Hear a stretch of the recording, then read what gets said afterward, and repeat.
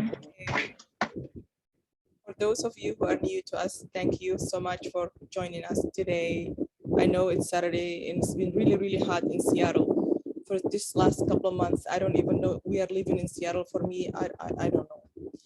But Mommy's Corner, it's on a platform where women gather every Saturday from 5 to God knows when we finish 6, 7 o'clock sometimes, just to empower one another, to be each other's company.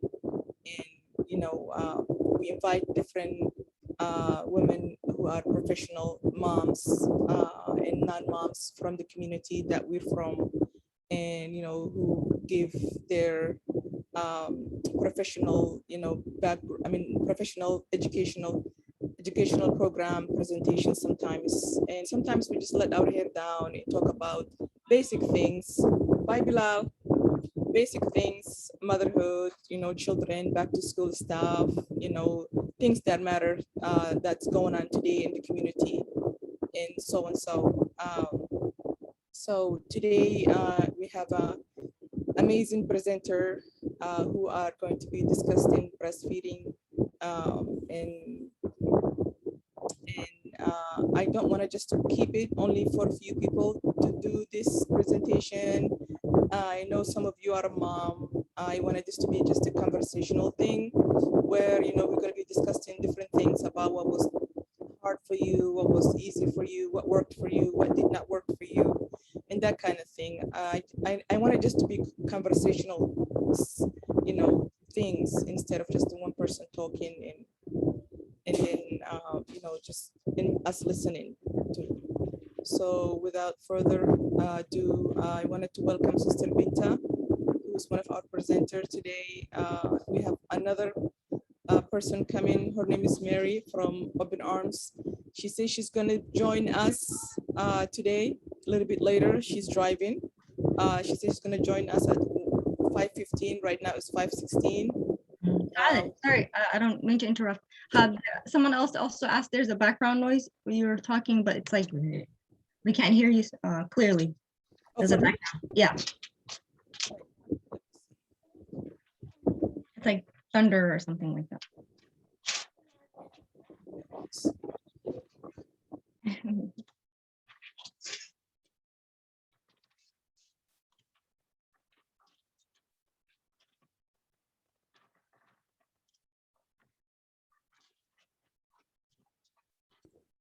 How about now? Can you guys hear me? Because that thunder you hear, it was my son running upstairs.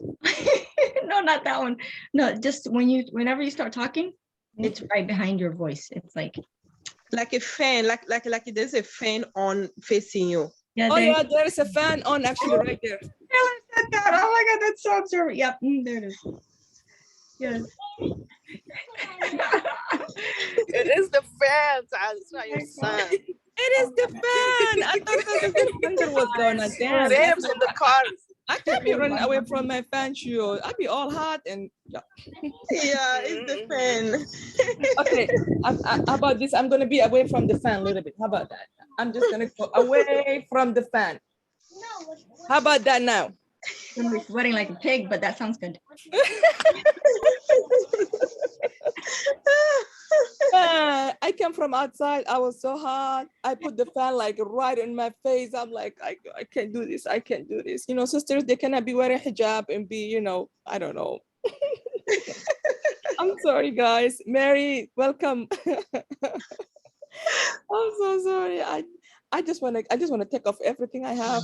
I'm sorry. Zainab, before you put these videos in what's his name, you kind of play with it and take some things off, right? Like what? Which videos?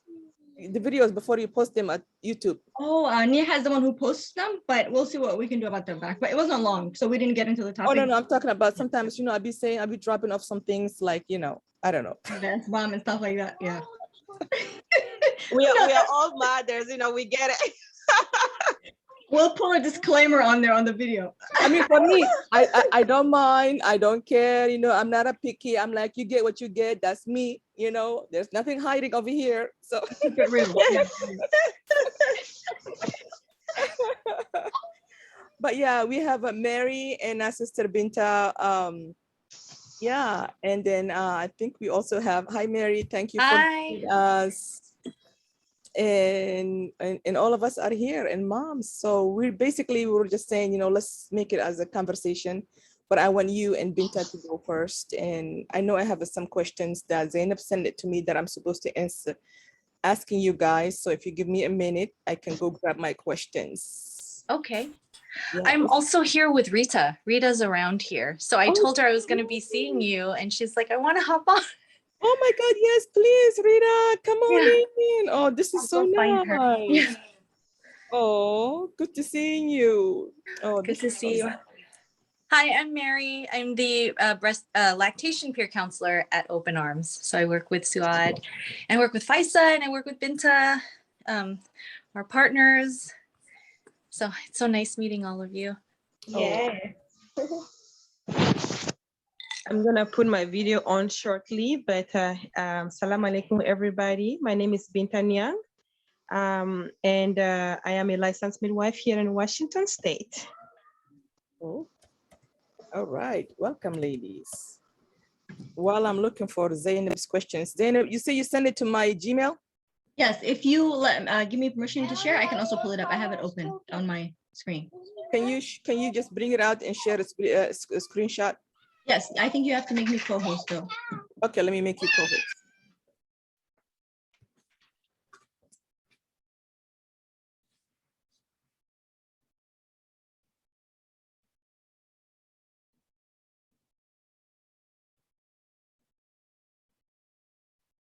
It is not easy to be a, see, where are you, Zainab? Right over here. Make co-host. There you go, Zainab.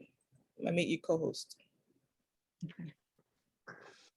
Maybe I should ask Mary when we're done. Mary, how do you do Facebook Live and also Zoom?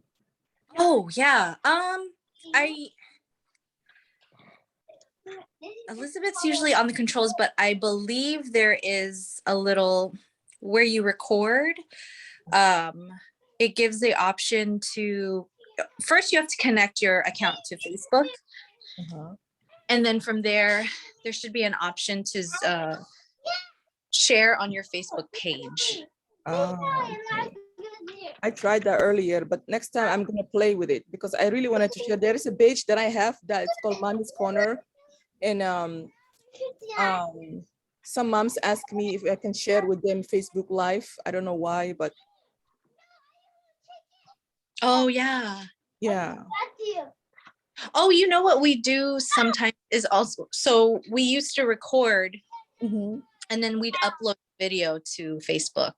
So you don't get the live aspect, so you can't you don't get the interaction, but you can still show the content.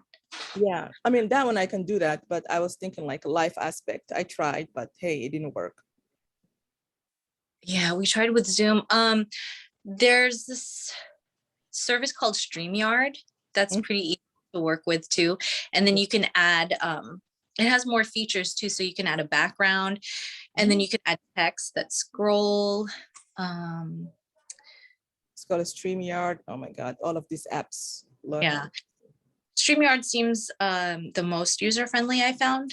And it could like give you the most effects. Can you see my screen? Yeah, yes. we can. Thank you. Zainab, can you write that down if you have a piece of paper, a StreamYard? Sure, I'll do that. Yep, StreamYard. StreamYard, yeah. Use that. So ladies, here he goes. Well, thank you for coming. Oh my God, there's a lot of questions. These are some I know, beautiful question too. Yeah. When does milk comes in? Oh my goodness. Yeah, that's a good question. So during pregnancy, you start making colostrum, and that's when if you find your breastfeeding, that's the colostrum, and that's also breast milk.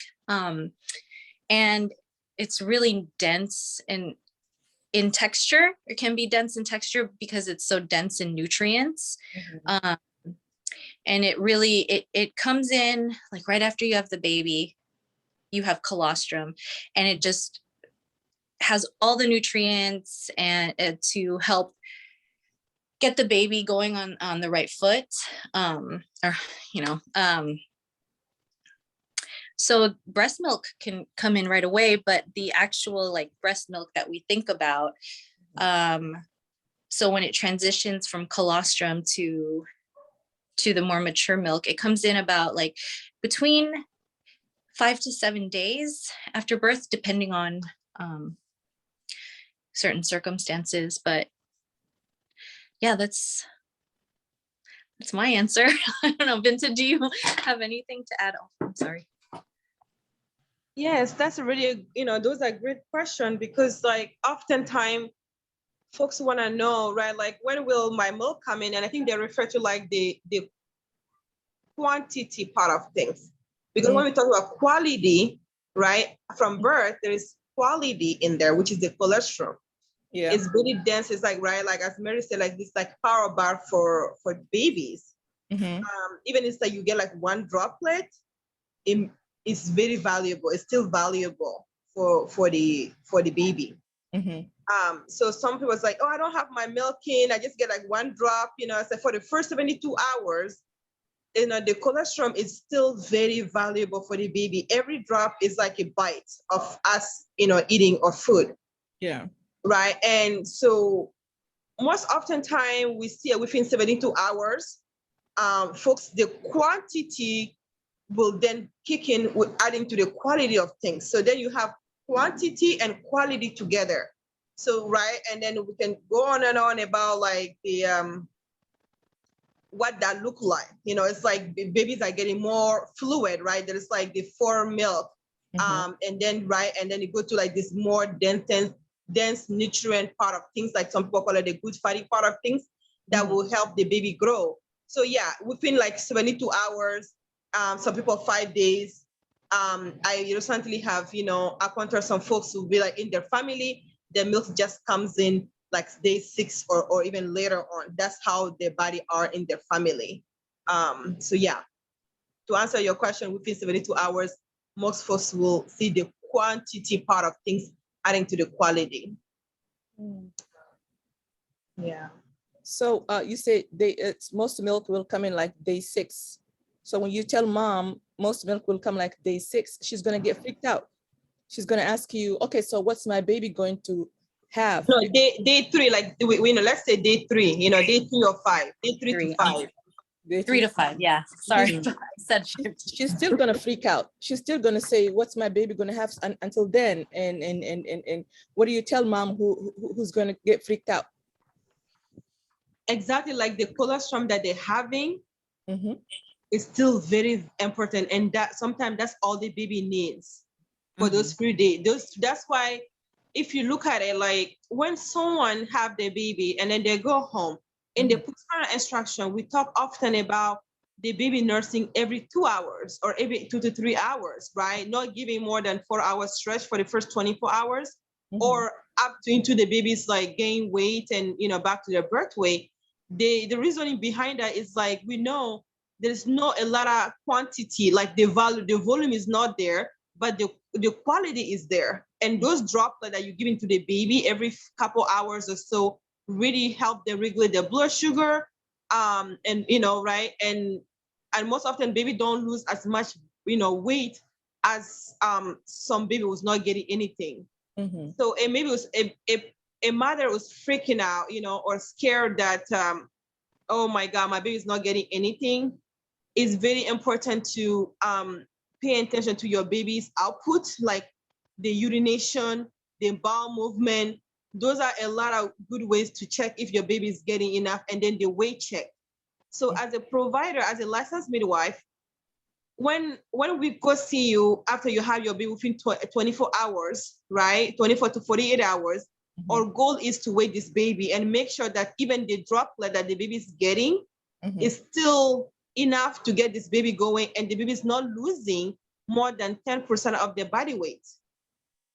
right? And then we'll ask question about how many times the baby has urination and how many times the baby had a bowel movement. Each time a provider see you, they ask a lot of those questions because a baby who's getting even a few droplets per feeding, right? Or enough droplet is able to really maintain that ability of like hydration, right? And then they will have the meconium like up to the like day 3 or as long as the milk is not coming as to the quantity part of things, right? So I say like once a day, like if baby is 1 day old, to really for people to really pay attention to at least 1 urination and 1 bowel movement per day. Like if the baby is 2 days old, the number should be increasing because the more the baby is stimulating the breast, you know, and the breast will give to the baby because they're like, okay, now the baby's here.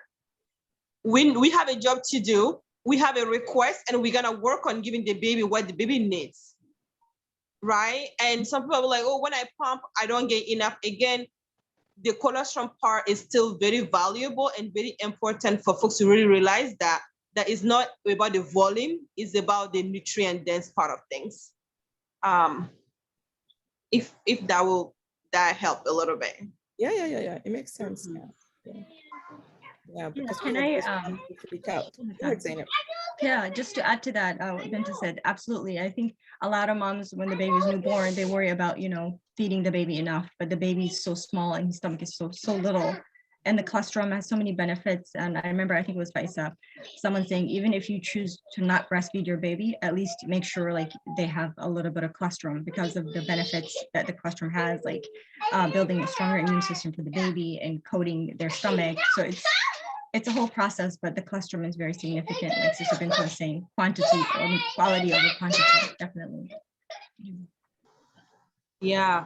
And again, like, you know, anybody in this call or anybody will see this, like, even when you have your baby at a hospital, you can still get a provider like a midwife or a lactation lounge, lactation consultant or peer counselor who can really like help you or guide you through this, you know? A lot of time when we go home, you know, from the hospital setting, you most often don't get a visit. If everything is normal, you don't get a visit, a recommendation into like 6 weeks. Some folks get 3 weeks, right? So there's a lot of those concerns, a lot of those questioning, and a lot of those wondering, is my baby getting enough? And some folks will bring the baby to the pediatrician, maybe like 2 weeks or maybe a week or something like that. But then to just find out that this baby has lost so much weight because the parent didn't know, they didn't have guidance and they didn't have any follow-up in the first few weeks, the first couple of weeks of the baby's life. So midwife do, you know, as a licensed midwife in the state of Washington, we can do postpartum care. And most often, a lot of midwives that I know of, you know, in the BIPOC community, it's like we really like to follow our clients or people in the postpartum care because of a lot of those things, like 24 hours to 48 hours visit, home visit. You get like a 72 hours, you know, home visit because, right, we are looking at the milk quantity coming in around that time. So having a visit done, right, can bring a lot of reassurance because we'll weigh the baby and then we'll give guidance and then we'll even like, you know, look at the breast. We can do breast examination. We can look at, you know, like when you do hand expression or you have a pump, we can really dive into like and looking at the clinical part of things. And if we are worried about the baby not getting enough, then we'll make a plan. And if it is behind our scope of practice or we need you to like the baby have like tongue tie or other issue like structurally, then we can refer the baby to a specialist. We can look at this baby before even the baby get to see the pediatrician for a lot of cases, you know. Makes sense. Yeah. How should I nurse my child each breast? Or let me rephrase this question. How long should I breastfeed each breast? Because sometimes, you know how the nurses they do, or some old nurses, they say just 20 minutes each breast or whatever, you know, like how do mommy know how to breastfeed each breast at a time? Mary, you want to take on that? Oh, okay, there we go. So how do you know when it's time to switch breasts, or how do you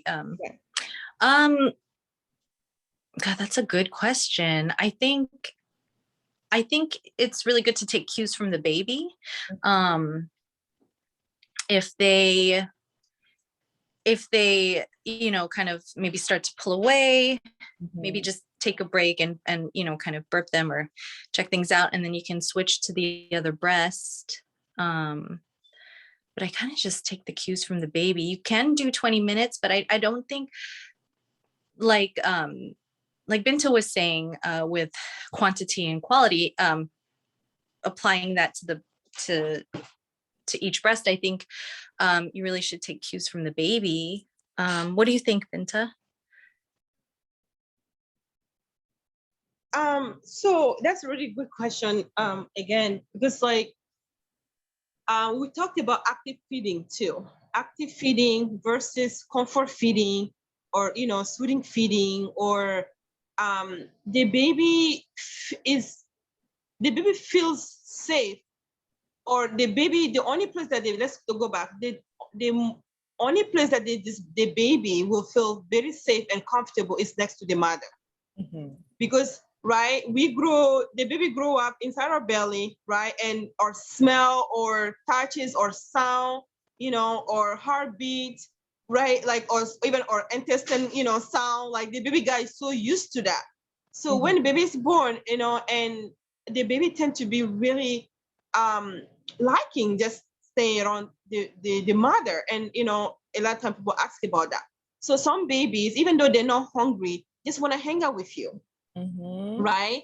Because again, you are that place that they know. That's the only place they have known so far. As they get used to other people, and you know, I mean, like if there's other siblings around the baby, yes, you know, those sound to, like, you will find like siblings that they got used to inside, right? They can recognize or like be really more soothing when they're around them. It's about that family bonding, you know, that start from the womb. So if a baby was hungry, you know, like we talk about making it a more active feeding. When we say, like, we really pay attention to, like, even not by looking, but by feeling. But if you want to look, I usually don't recommend parents, the person breastfeeding or chest feeding, be the one to actually like poke around to look at the baby, right? I already have someone on the side looking at the baby, because once you have a good latch, you don't want to try to break that bond, right? We don't want to break that bond by trying to be like, oh, is my baby getting enough? You know, we can talk about that further. But if someone is observing this baby, the baby should be actively nursing, which is like swallow. It can be like suck, swallow, or suck and swallow. Like there should be that movement of like babies like, I'm sucking, I'm swallowing. Suck, suck, swallow, right? That coordination, you really, look for that. So a baby who's very actively feeding usually takes like 5 minutes, some baby 10 minutes, but as long as the baby not just hanging out around you, or just be like, I'm using you as a pacifier. So the timing differ by the breast, the volume, and are you engorged or not? Again, right, colostrum stages, you're not gonna feel engorgement, but as the quantity of things comes, the engorgement will happen. And some people can tell this baby is nursing because I can feel my breast lightly. I can feel my breast like really softening. So I know this baby keep being active at it. Some baby takes 20 minutes. Some baby I have seen it like really taking their sweet time, but they're sucking. Like they have like, soft sucks. But I just feel like if you are concerned about how long it's taking your baby, I would just be like, observe your baby, or have someone observe your baby during feeding time. And make sure like the baby is like really coordinating that one. And then it can be very sufficient for the baby within 5-10 minutes. Again, every baby is different, I think, to my end. Yeah, I agree. What's the difference between chest feeding and breastfeeding? Chest feeding and breastfeeding is because some folks, not everybody identify their body the same, right? Some folks, it's the same thing with pronouns. Some folks call, like for me, it's she and her. And some folks will be like they, them. And then we have like different really pronouns, like people are expressing themselves. Some people don't want to associate themselves with like the whole feminine part of things, like breast has been the anatomical, labeling, right? That we all got to be exposed to. So people are like, no, this is my body, right? It's on my part of my chest, and this is how I identify with, and this is how I feel comfortable with my body that way. So that's the only difference. And as a care provider, we want to make this space safer for folks. So we want to, welcome folks who do want to express themselves differently. And then that's why the chest feeding has been utilized by us. And if you can hear us sometimes, like I say breastfeeding, but then I want to acknowledge other folks and be like chest feeding or just feeding your baby, right? Yeah. It's about the whole gender, like, yeah. Gender identity. Yeah, got it. Mm-hmm. No, I understand. How do I know my baby has enough food? Enough milk. What? Enough milk. Oh, enough milk. I think everything we have been saying, right? Like the urination, the more the baby has the urination happening, I think that baby is well hydrated. Like I will suspect a baby was like few days old or 5 days old, the number increasing with the day. Like 5 days, I expect this baby to have at least five urination and five, like I wouldn't say some babies sometimes will have like 5 bowel movement and then the next day they have like 3 because they have like this big chunk, right? The day before, and then we tend to average it in 24 hours, right? So bowel movement, urination and hydration, bowel movement is quantity taking, and the way, of course, but if you are home and weigh your baby, it's challenging to know if your baby is getting enough based on that. So again, baby, a weight is what will help a parent really understand that. So baby who's getting enough healthy milk from mom should get how many diapers and how many wet diapers a day and how many solid diapers a day should he or she should have? Again, it depends on how old is this baby, right? Newborn. We're talking about newborn. Mommy is worried. Newborn, like let's say like a day, like 1 day old, I would just feel like at least 1 urination and 1 bowel movement in 24 hours. And then day 2, I expect 2 or more, to at least 2 bowel movement in day 2. Like, but if the baby had like 4 bowel movement in the first day and then doesn't have any the next day, we average it, right? It becomes 4 divided by 2, that's 2 bowel movement. A provider would not be too alarmed. But then we expect that baby to be really catching up on day 3 and have at least 3 bowel movement, right? That's how, like we talk about the basic, the minimum, right? I have seen some baby at day 4, like really having like so much bowel movement that the parent are asking themselves, like, where is all this coming from? Because that person, might have the quantity part coming in maybe earlier. Even myself, I had my milk coming like day 2. Within day 2, I had the quantity part of things. So my baby was already start getting, that extra volume by day 3, and then there was a lot of more bowel movement that way. Mary, what do you tend to see lately? I mean, things change, quite a bit sometimes. Yeah, I would agree with you too. Like day 1, there should be like 1. It kind of corresponds with how old the baby is. It kind of goes together, like 2 days old, usually 2 bowel movements, 3 days old, around 3, and so forth. Yeah, I would agree with what you were saying.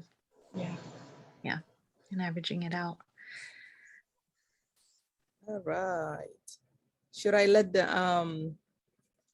continue to go through this list or let the audience ask if they have any question? I mean, it's helpful to me because, we can go on and on about breastfeeding. This is guide us, I know. Okay, then. Hey, audience, if you have any question, please raise your hand. Yeah, please. Or stop me if you have a question and say, hey, wait, I have a question. Or else we're just gonna go ahead, continue with our list. My baby nurses constantly. Am I producing enough milk? I think we kind of, we talked about that. I think, yeah, we kind of touched on that a little bit. Of that, okay. Do I need to pump if my baby sleeps through the night?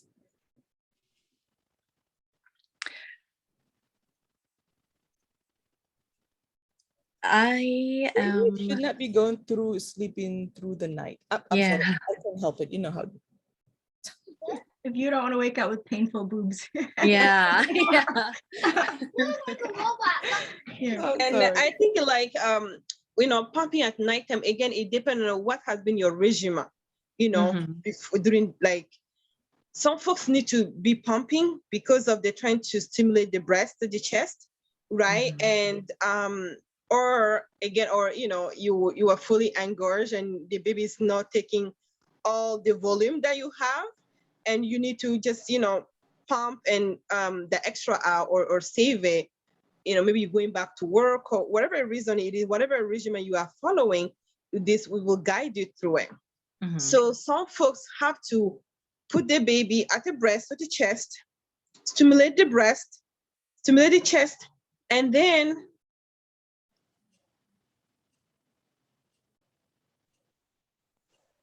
oh, sorry, I got a phone call. And use, some people then do that one, and then they need to pump. They need to pump, maybe because sometimes their breast is not giving, or they're going through some emotional, whatever reason it is. Some folks sometimes will find it like they have milk, that the baby is not transferring it. The baby is not doing the intake somehow, right? Again, it can be structural issue. It can be so much issue. So some people have to just pump and bottle feed the baby, either short term or longer term, because of whatever is going on your regimen. So if you are having that type of regimen, then you will find yourself pumping on the time that you would normally be feeding the baby. So if you're supposed to be nursing this baby every 2 to 3 hours, right? And with at least 4 hours stretch, like 1 4 hour stretch in 24 hours, if you already had your 4 hours during the daytime, you will find yourself pumping every 2 to 3 hours at nighttime. But some people will wait for that 4 hours. Some people will wait for that 4 hours, to do it at nighttime. Right? So whatever it is, like, you can go through it if your baby is co-sleeping too, or you are, nursing this baby. Depending on this baby to gain enough weight, or they're not back to their birth weight yet. We really highly recommend feeding the baby every 2 to 3 hours into this baby's back to their birth weight. Again, babies are born, we expect them to lose weight, right? They have all those fluid in them. They're gonna lose weight, but we don't want them to lose more than 10% of their body weight. And then for that to happen, when the milk flow comes in, right? Then we expect this baby to be gain weight. Until that happen, you will hear another provider not recommending this baby to be left to sleep through the night, if they want, if they don't want to. I mean, if they want to, something like that. Did I explain a little bit better? I mean, I feel like I just said a lot of things. No, you explained it perfectly. Sorry, I'm getting my tea. Okay, let me see. Because I know some moms think that my baby sleeping through the night, they make this mistake. They think that my baby is really good baby. They sleep through the night and I'm just pumping my milk and saving for it. And those moms, they need to be aware that babies, especially small infant babies, cannot sleep through that night. They have to be awoken and to be fed, because babies can just go to sleep and never wake up. Just wanted to put that out there. Right? Yeah, that's, Yeah. especially newborns, and Yep. they need that extra, that all the goodness and all the food. Yeah. All the touching and all that stuff. Yep. Mhm. Okay. When should I start introducing solid? Oh, Oh, that's a good question. 6 months. Easy question. I would say 6 months too, and sometimes it varies with different yeah. cultures. But I found, like in my culture, we usually start introducing solids and just like very soft foods like rice, and with some we call it sabao, but it's like the sauce or the soup with solids, around 6 months, sometimes 5 months, and like still breastfeeding during that time too. Yeah, and also talk to your doctor same time, just to make Yeah. sure you don't just do it yourself. Also talk to your pediatrician when do you start solid food. Great. Is Yeah. breastfeeding painful? I mean, it can be when you're first starting, right? Especially with your first baby, I found.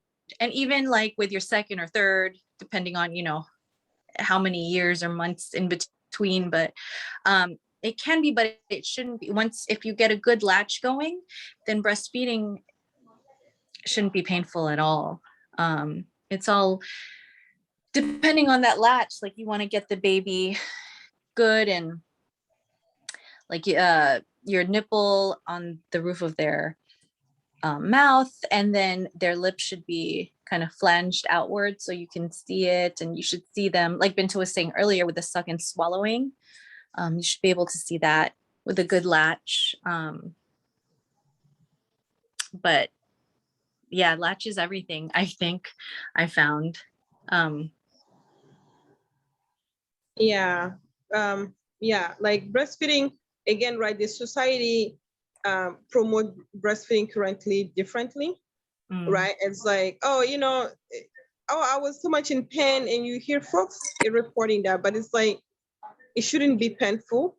I always ask folks to like rate your pain, because sometimes I will have parents who say, oh, it's just a little sore, I'm okay, right? But then if you say, okay, let's rate it from 0 to 10, right? 10 being the worst pain you ever felt, they will be rating like 6. Sometimes they will be rating at 7 or even 5, as low as 5. And I say, wow, that's high. That's high pain. We're talking about having like a contraction pain, right? Like early labor pain. That's a lot of pain. But again, right, we want to tough it up, right? Because folks is like, if I complain, it's like, well, I don't want. I'm gonna fail my family, or I fail my child. So I need to feed this baby, right? But then breastfeeding is just like, it can be painful because it's emotionally needing, like, it's the emotional component of things, the physical part of things, and the resources. There's going to be so much barrier into like successful breastfeeding. Not everybody can breastfeed either, right? Just how God has created our body. Everybody have different tissues and things like that, and or anatomy, and the babies too. Babies born given to us, but every baby does not have the same anatomic when it comes to their mouth, the structure, right? They can be birth defect, they can be tongue tie, they can be lip tie. Sometimes you don't even see a lip tie, but you will find like this deep, deep, deep, deep posterior tie that, when you are looking, you don't see it. But then if you bring the baby to the professional, they will talk about that. Or it can just be that your breast is damaged already, or it was already irritated before you initiate the feeding for your baby.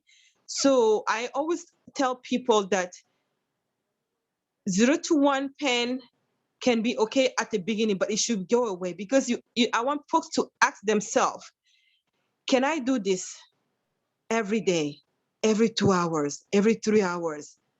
And for how long can I hold this? Right? Some folks will start breastfeeding, we're like, oh, I'm breastfeeding my baby, right? And then within 3 months, they're giving up. They get traumatized by it because of the pain they associated with it. Some people, like, they even see their baby, even if they're engorged, but the breast would not let the milk out because of they're like, oh my God, it's gonna be painful. It's gonna be painful. I don't want to do this, but I have to feed my baby, right? So again, it shouldn't be painful, and it's not painful. I was a first-time mother.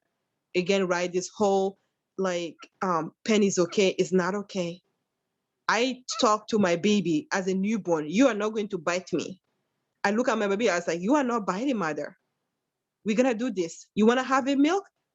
I'm gonna teach you the right way to get the milk from my breast. And every baby, you need to be able to teach you. Every child that you have, you need to be able to teach them how you use a partnership. You are doing this together, right? We need to say, oh, baby, don't understand. No, they feel the energy that you are putting out there. The conversation you're having is the energy, the vibe that you're sending to them.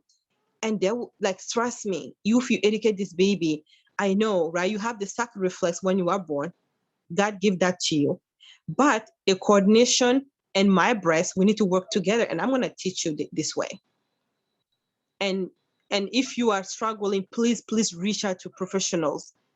Like any pain above 1, I even like a 0 to 1, because if the breast is already sore, right, it will take time to heal. Sometime, like you might need to put some cream, take a little break. Some people might need to have a shield, which I don't recommend everybody just going for a shield, but you need to go for like, why am I in pain, pretty much, and then it can be solved.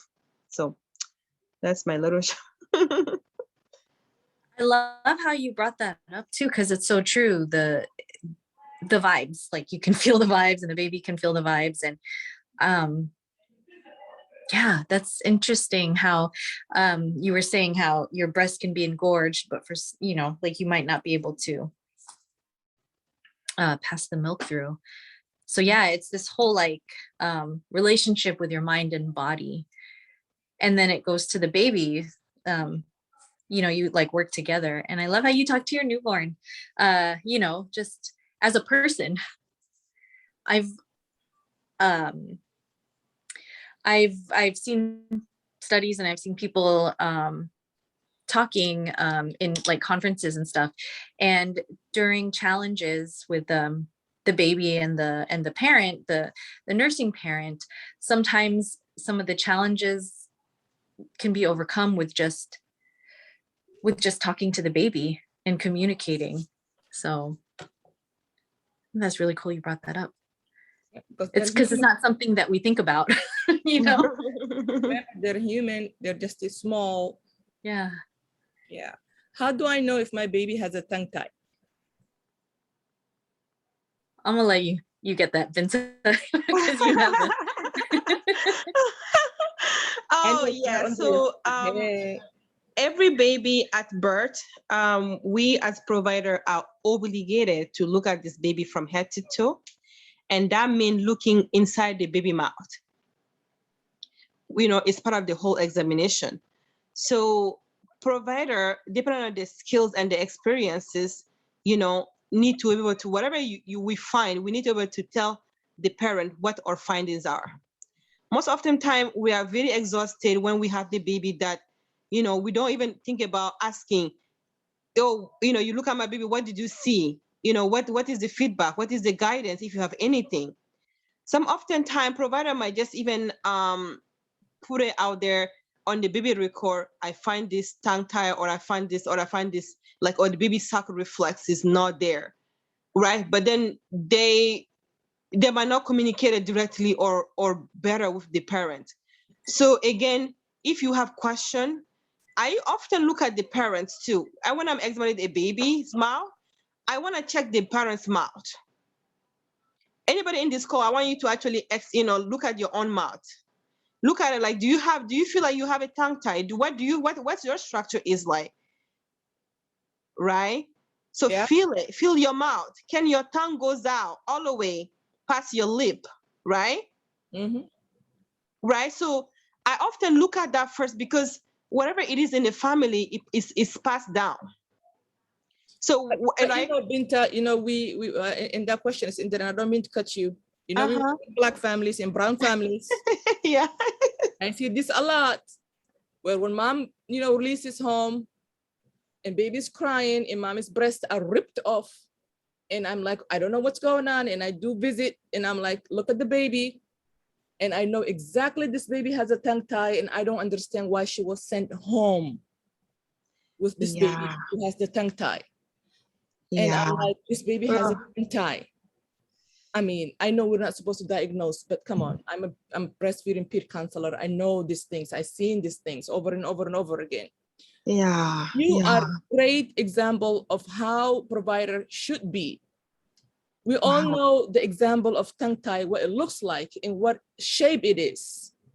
Yeah. As a provider, when the mom has a baby, look, when mom has a baby at the hospital, they have baby doctor that's basically for baby that comes to check the baby's and everything. They have lactation consultant at the hospital and everything. Yeah. They should know all of this thing. Why is it Suat, who's tired, community-based doula, finds up 3-4 days later, when mom and baby are basically are like neck to neck, tired, everything, mom is done all she could do. And then all of a sudden baby's been found tongue tied by me. And then she goes back to the clinic, and then the clinic sends to slide to another doctor, and then the other doctor does the clipping, and all of this could be just to avoid it before mom leaves the hospital. Yeah, I so hear you. And as a Black person, as a BIPOC person, like I can tell you, the system is not well put together for us, for our people, That's what I'm for saying. our community. And for the tongue tie, even though a provider might be able to look at it, but I feel like actually it takes a whole specialist. And the tongue tie release is not everybody who does it. Nope. And then at the hospital, even the lactation launch, the lactation consultant might be there and identify it. Maybe they don't have the skill to do it. Right. I know, like back then, like when we talk about our elders, or granny midwives or traditional midwife, right? They used to keep a long nails. One of the finger had to be kept, that sharp. There is a myth, about it, but I think it was actually factual when I hear from other midwives that, just snip it, right? As easy as it was, but with the Western and the education, the science coming out, was like we have providers who just specialize in this, like the dentist. But nobody's bringing the newborn baby to a dentist, right? They look at you like, no, like maybe like what, 6 months, a year, whatever it is. No, you don't get that. So the system at the hospital is boomed. They are overwhelmed. And for them to have that, like, it takes a lot of energy, like the same energy takes you outside the hospital to find a provider. Yeah. They know it, but they don't know how to do it, or they don't even know, or they haven't never done it. Even as a midwife, we learn what is the tongue tie. We know how to clip it. We get educated how to do it. But trust me, I don't see any midwife who wanted to take on this, because right, maybe it's not on a scope of practice. And even if it is, you need to be very comfortable about it, because releasing a tongue tie or a lip tie is way more than just Procedure. a procedure. Is the whole anatomic. I just took this tongue tie, training the other day, right? It's way more than that. The whole sinuses, the whole, like, some baby will be like just get like ear infection, just to know that having the structure not well, assisted or guided, can lead to so much, like sleep apnea. You can go on and on, right? So again, maybe if we advocate, or the providers in the hospital setting, or even the midwives, if we advocate for us to get the courage, right? Or I'd call it about courage, because again, or the further training to do this, I think we can save a lot of babies. But then again, it's even not about that. Some parents will not accept what you are telling them. I can tell you that too. Yeah. If you talk about a tongue tie, they will not accept your findings. And even if they do, it's not everybody who accept a revision. Mhm. And as a provider, we need to be able to really accept that as well, right? Yeah. So it's a lot into factors. When I see a baby that really is like struggling, I just be like, okay, let's get you to see someone. But Yeah. then oftentimes folks will be like, no, I want to give it a try, or Yeah. I'm okay, or I don't want to put my baby through this, because right, when you talk about procedure, Yeah. we get freaked out. We're gonna see blood. What? I don't want to see blood on my baby. I don't want to put my baby Yeah. through this. I'm gonna tough it up. I'm gonna cry through my nursing, and this until this baby get it. And baby does not get it. I have a tongue tie. I wish, maybe it wasn't even knowledge, when I was born and raised, and but now as I'm getting more educated, I'm like, are we actually benefiting? Are we serving our children by not doing anything, or are we disadvantage them? I think the question then comes to the parent, like, as a provider, we need to just, as you said, we need to do better job, give them the full explanation, like the same way as informed consent, right? Again, as a provider, we spend a lot of time talking about pregnancy. Okay, you know, you need this prenatal vitamin, you need this testing, but Yeah. postpartum is very lacking support. And Oh our my people are goodness. falling down the line when There- they go home. American postpartum, it's scale 1 to 10, it's like 2. Yeah, very non-existent, almost It comes up, non-existent. everybody runs over there. It's like a baby. Mom is like, well, forget you. We're back home in the third world. It's all about the mother, Yeah. like the health and the well-being of the Yeah. mother, because this is the woman who kept this baby 9 months. Yeah. Yeah. So can we take care of this tumble first? You know, this is like a tumble that kept this baby 9 months.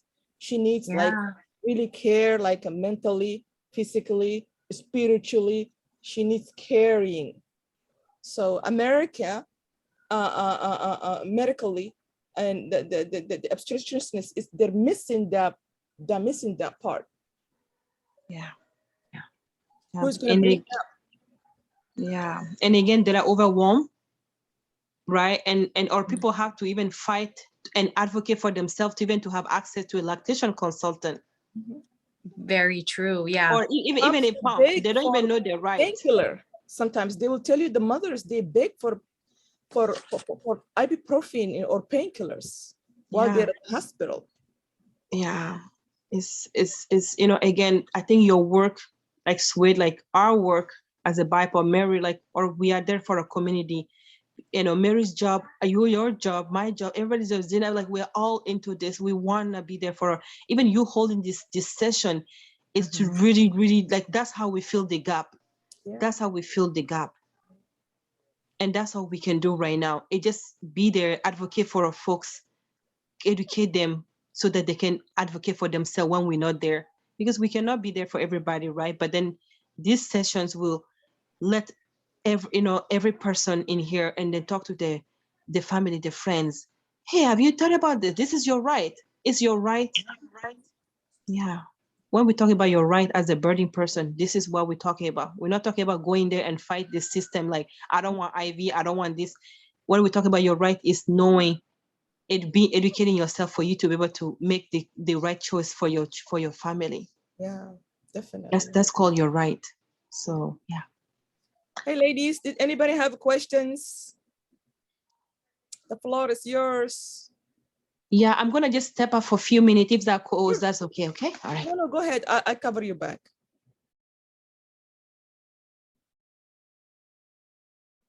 Hello.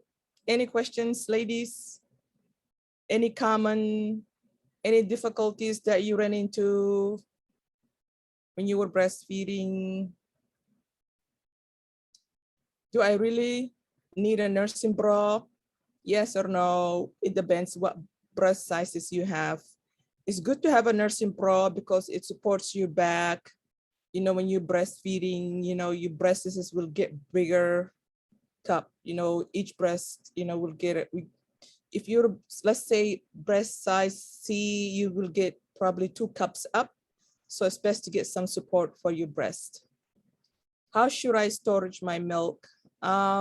It's easy and simple. Whenever you pump your breast, you know, if you go to the WIC office, they will give you these things. They're like a Ziploc, and it has an instruction. It comes with instruction how to storage your milk.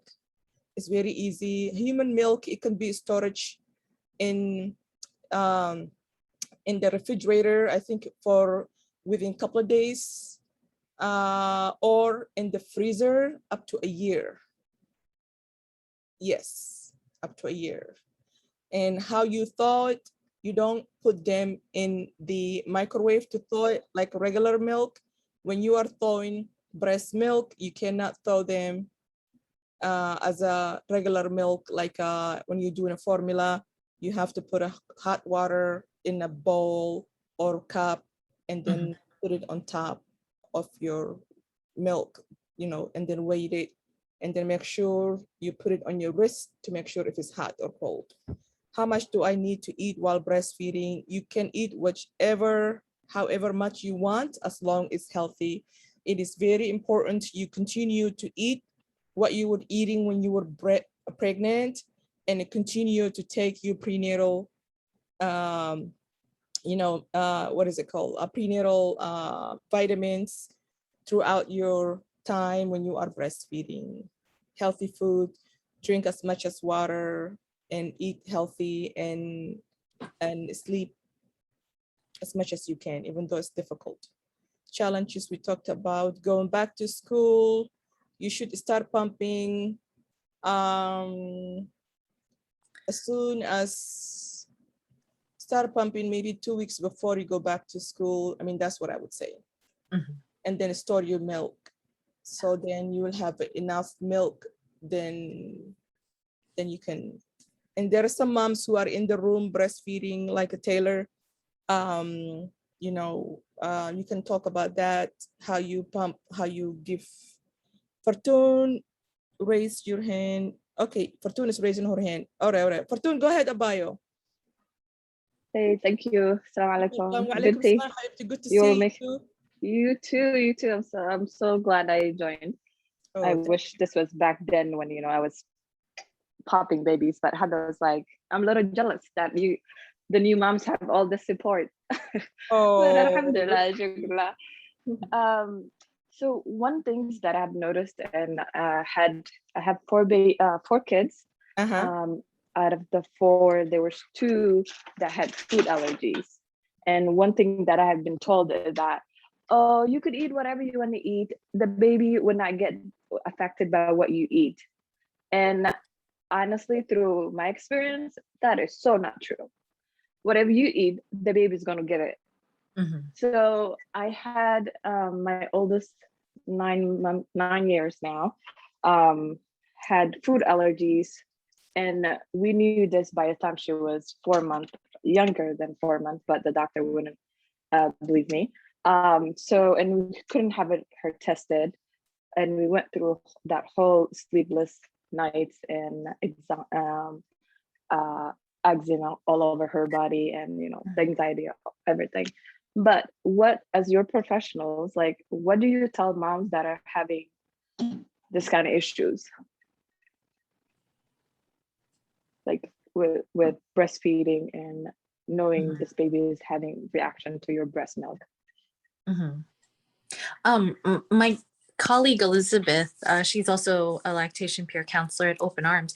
So her youngest, I believe both of her children had some food allergies, but I know that with her youngest, he was sensitive to dairy, so she just avoided it for a long time. Because she did find, like you did, that when she would have,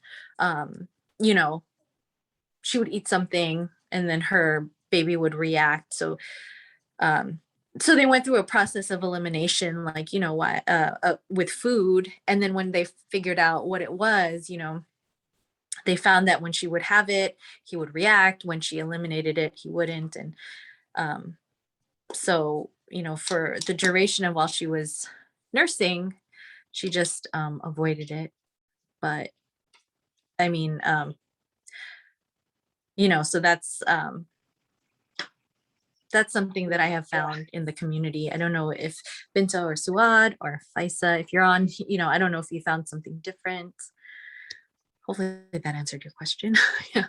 Oh yeah, no, it did. Like, eliminating the foods that I thought that was causing her reaction was the best thing I did.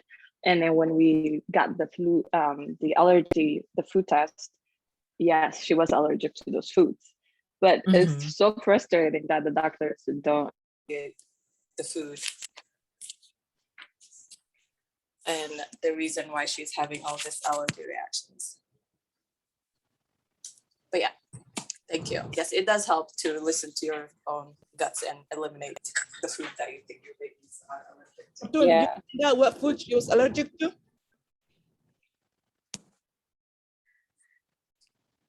Fatun, did you find out what food she was allergic to? Whoa, what happened?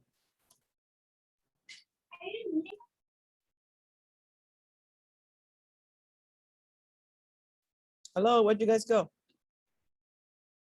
Oh, there you guys are. Fortune. Hey, sorry. Then I got cut. I was just talking in air. No worries about it. Did you find out what she was allergic to? At the Of end? course. She had like 6 allergies, food allergies by the time she was able to get the food allergy test.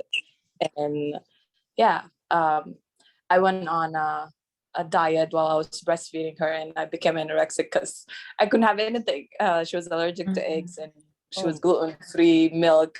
It was a good way of losing the baby fat. But yeah, it was challenging. But yes, alhamdulillah, shukla. And now she's just allergic to nuts. She grew out of all the other ones. That's good. Oh, good. Yeah. It was frustrating, I tell you, though. It is frustrating, and it's very rare to tell you that, right? It doesn't happen a lot of times. No, I honestly, like, when I see babies that are having eczema problems, I'm like, I tell them, avoid certain foods, and then you'll see the difference. Yes. Yeah. Yeah. The other thing is, the eczema would actually even be worsened if you were not giving her any any breast milk too.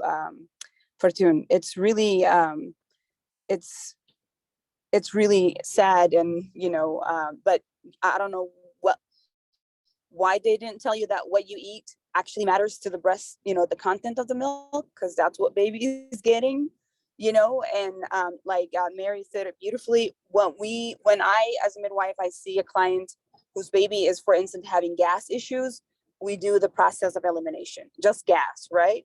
And then we make sure that what's mom eating, cutting out, beans, anything that has bean related to tofu, any Brussels sprouts, like any food that causes gas, right? And the milk is like one of the biggest one that actually upsets some babies' stomachs, just because they're not able to digest some of the cow protein in it. So, but yeah, I'm surprised that they didn't, they didn't listen to you and started doing that process earlier than 4 months. So, but I'm glad you did what you needed to do, and you still kept up nursing, because honestly, it's even worse when, imagine kids who have eczema, and you start giving them formula, it usually gets heightened too, which is really nasty. Thank you, Faiza. I did not know that. Alhamdulillah. And it's weird because that was my 9 years ago. And when I had Rahma, the same thing happened. And then the doctor's still like, oh, no, it's not the breast milk or what you're eating. So I'm like, never mind. I know this. So it's really like, yeah. But yeah, that's the system that we're dealing with. Yeah, when you're a Black person, you have to fight your way. You have to know your research. You have to, like, these doctors will not go all out. The medical system is inherently racist. So you literally have to, like, go to the doctors, but at the same time, do your research, get your community resources, lined up, because that's what we have to do as Black people. Oh yeah, I preach that to everybody every day. I'm like, when you are Black, you gotta go out there. You gotta, you gotta advocate for yourself. Mary has to leave, you guys. Thank you so much, Mary, for coming. Thank you. Thank you so much for having me. Thank you, honey. Have a great weekend, everyone. I didn't want to interrupt you. Stay hydrated, please. Okay. Yes. Yeah. Everybody stay hydrated. And I'm drinking coffee. Thank you. That's so African of me. Thank you, everyone. Mary. Bye-bye. Thank Good you. yes. Bye. Yeah, as Africans, as a Black and brown people, we have to advocate ourselves, man. We can't just, let medical, people take care of us, because they don't care about us. As we talked about tongue-tied earlier, like Binta said, we as the providers, we always have to examine the children, when they're born. Well, if a doctor is examining a child before they leave the hospital, then why are we finding out tongue-tied babies 3-4 days later after they're born, and mommy is struggling to breastfeed this child? So yeah. It's weird, but also you guys have to understand, the medical doctors, they don't get a lot of breastfeeding training. Yeah. So they don't. That's why you need to, either talk to a lactation, counselor, because even the nurses, not all of them are trained in lactation. They have one special nurse that does the rounds, and that helps people with lactation.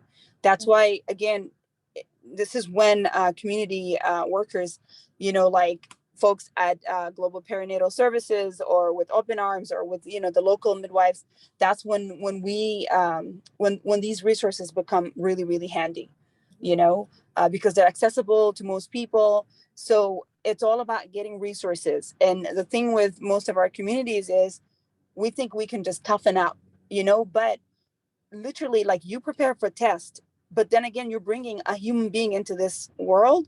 You need to prepare for like, there's no manual that come with kids.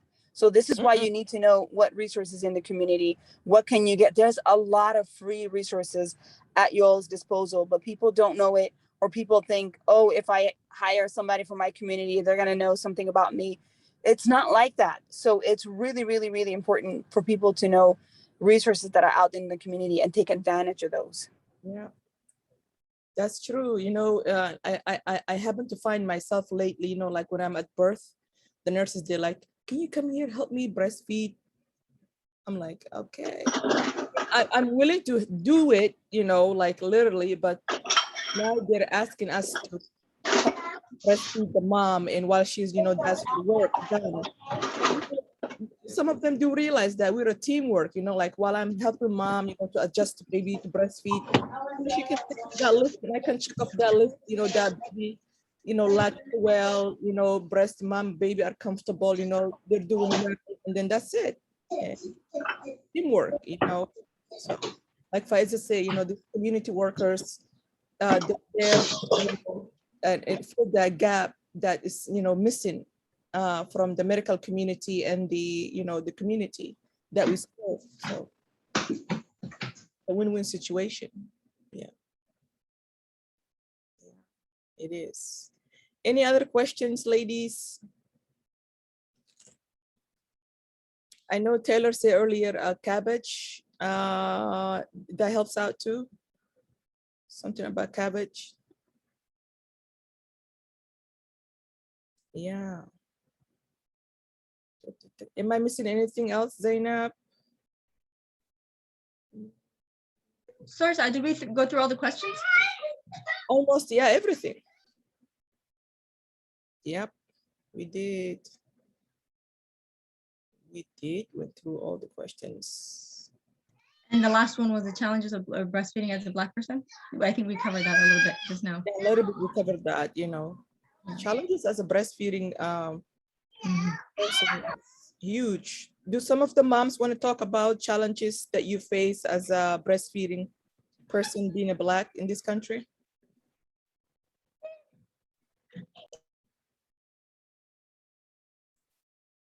I want to talk about a little bit, you know, I want to talk about the challenges that Somali women, some of the Somali women, most of the Somali women face being Somali women in breastfeeding, because we have the elderly, you know, generation where believe, I don't know where they get it this, but who believe, you know, children should be formula fed.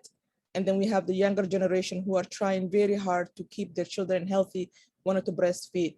For example, when I'm at the hospital and I am with the mom and mom gives birth and she wanted to, you know, put the baby on the chest and breastfeed, you know, if her mom is at the hospital with her, mom always argues, you know, this baby is hungry. That's why he or she is crying. The baby needs formula. And the mother who's been listening to me all of this time when I'm giving her, you know, her and a child, what is it called, education, prenatal education throughout the pregnancy, telling her the importance of breastfeeding, the education, and all of those stuff. And she gets it and she wants to do this, but then she has her mom here who says that it's not going to be enough. So there's this cultural fight that I am dealing with every single time. Even if I don't win even if I win the battle at the hospital, when I come home, when mommy comes home, I lose the battle at home because somebody comes along, whether it's a cousin or auntie or another great aunt, that still will fight. The mom says that your milk breast is not enough. You need to give this baby formula. And then Lord behold, you know, 2-3 days later, sometimes moms who are not that strong. When I say that, I don't mean that not that strong, but you know, because this woman, she's going through a lot of changes. They give up because of their mom. How do I support those parents? Wow. You know, like hearing you, it just remind me, right? I'm from Mali, you know, and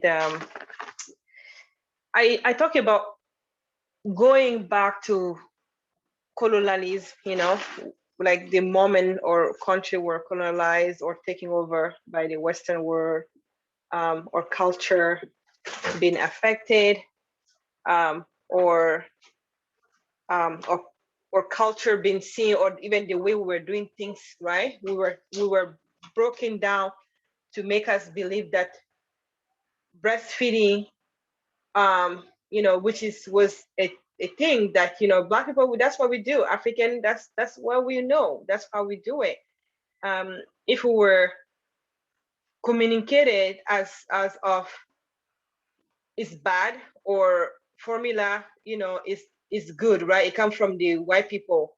It comes from the, you know, the Western culture, right? Again, everything that the people who colonize us as are being seen as that's the best thing, right? This is the best. And what my parent and my family did is it's not good, right? So, and when we see these changes in generation, like for instance, in my family, my grandparents, you know, the way they took care of their babies is not the way in my mom's time, right? There was more resources. The French people were already part of our country, and they already had taking over, and they were forcing things on our people by making them believe that what they're doing is bad, what they're bringing is the good thing. And seeing my generation with me and my siblings, my sister, and how we are taking care of our family and our baby is very different. And formula, you know, per se, because, you know, I'm focusing on that aspect of things, is like it was more attached to social factor, your social status in a community. Before, formula used to be very expensive. It's still expensive, so that not everybody could afford formula on a basic. So breastfeeding was still the thing that was being identified as, if you don't have money, you will only breastfeed your child. But if you have money, you will buy formula for your baby, right? So then now formula is being given by a lot of organizations at no cost, right, to our people. And now it's not about the social status anymore in the US, because in Africa, right, people who have money now, which they don't have free, you know, services as we do here. The people who have the money now don't even want to breastfeed their child. They say, no, that's not what white people are doing. I see on the TV, they're promoting the formula, they're promoting a culture, they're co-sleeping, you know, holding your baby, you know, wetting your baby. All those are being diminished right now and seen as, no, that's not what white people do.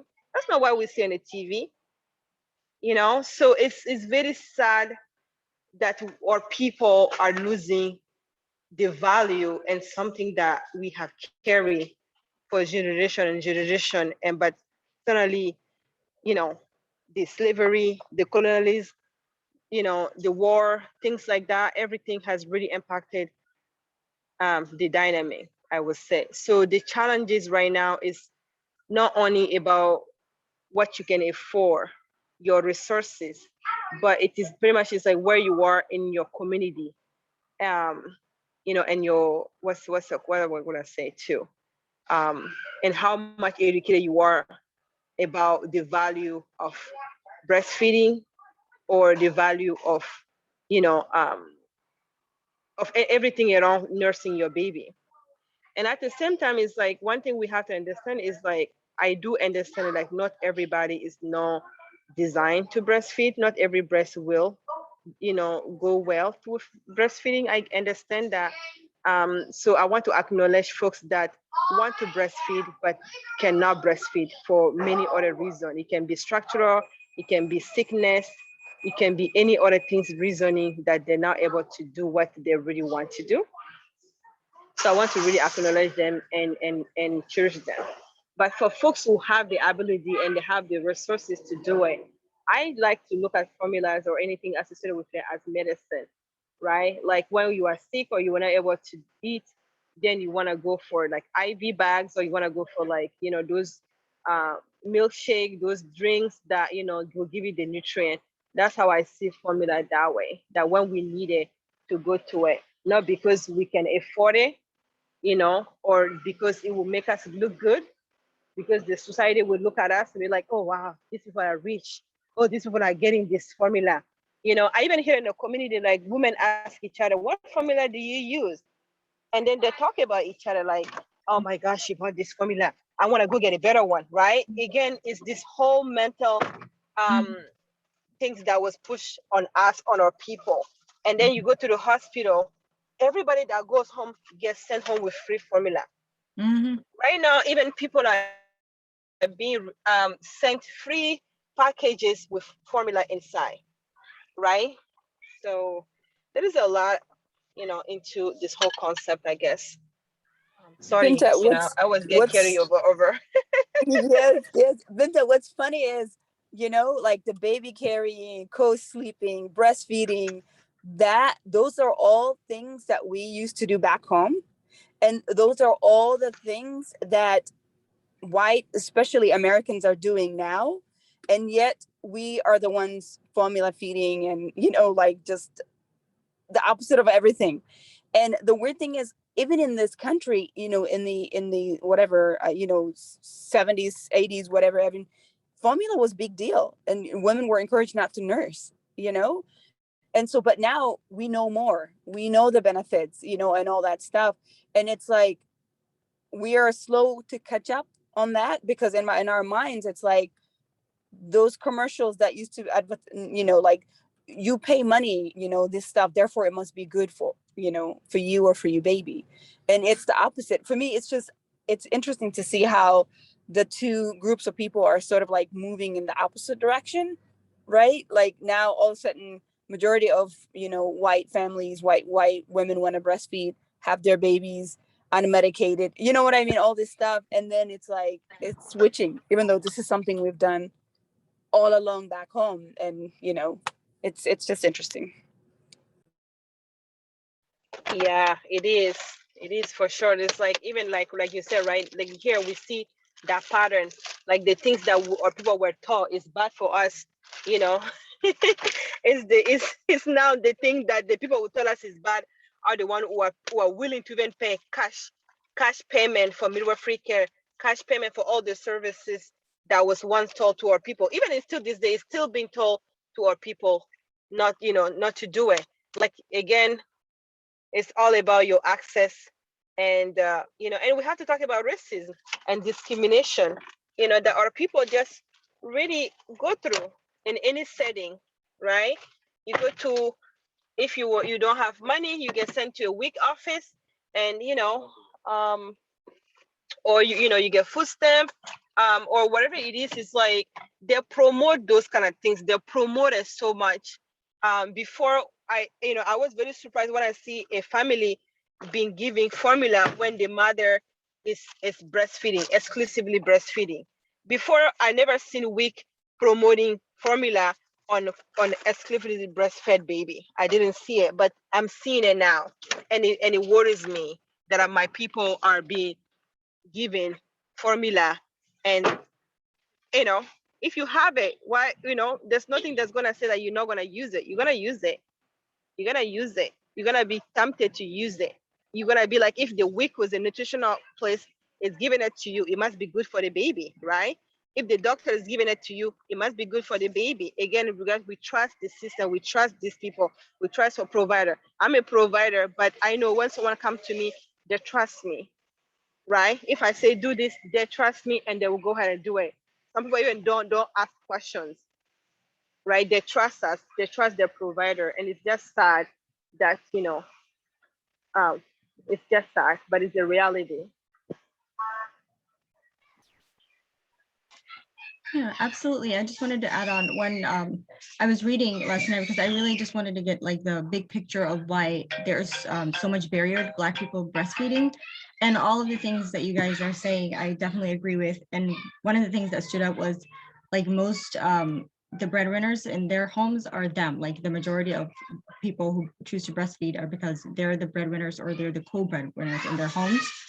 And they occupy jobs that don't offer a lot of flexibility, like, you know, a lot of white people's jobs offer that, and there's no family leave linked to that, and so breastfeeding isn't encouraged. And definitely the societal aspect of it, like not having that support system at home to really encourage that, and in Black neighborhoods lacking hospital practices supporting breastfeeding, and no baby friendly hospitals in cities where the majority are Black people. So that's also, and most of the people on Medicaid or are uninsured are also Black women. So yeah, I just, in addition to the connection to slavery and wet feeding, wet nursing, and the sexualization of breasts and all that stuff. So that a lot of definitely like a lot to take into consideration when why Black people have the lowest, what do you call it, mortality rates, or in infant breastfeeding as well. Mhm. Well, my battle continues for my journey. You know, I'm not going to stop, you know, pushing even the older generation to change their mind. But I get what you're saying, Binta. And you know, I know enough. I mean, you know, this started for me when I became breastfeeding peer counselor, which was about almost 6-7 years ago. But yeah, one mom at a time. Yeah. Well, it's about that time, ladies. It's 25 after 6. I thank you so much for, you know, spending your evening, you know, part of your evening with us. And sorry, I cannot be seen. I just had a hot coffee, you know, Africans. My hijab is off. I'm hot. And inshallah, I will see you all. We will see you all next Saturday. And Binta, very thank you. Thank you so much. Special thanks to you and Mary. Mary has left. And thank you to those moms who come join us every Saturday. We appreciate you. And we hope to see you again next Saturday. Inshallah. Thank you so much for having me. It was such an honor. As and always. I hope, yes, I wish everybody the best, and please reach out to your providers. We'll be there for you. Definitely. And don't forget, ladies, to take care of yourself. Self-care is very important. You know that. Wa alaikum salam wa rahmatullahi wa barakatuh, Taylor. All right, ladies, be nice to yourself. Take care of those babies.